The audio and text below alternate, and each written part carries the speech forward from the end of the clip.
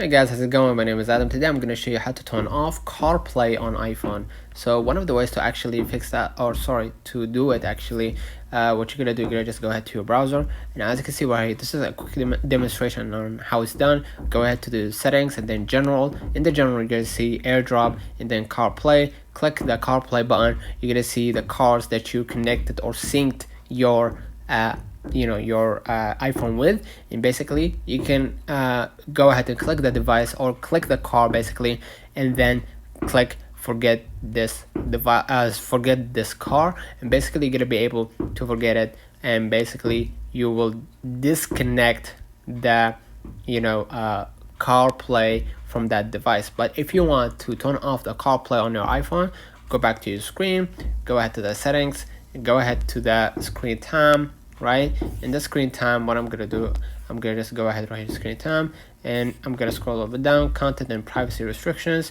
allowed apps and features. Just go ahead and toggle this one off, and basically that's it. Let me know in the comments if this video helped you. Don't forget to like and subscribe. Don't forget to follow us on social media, and we will definitely see you in the next one.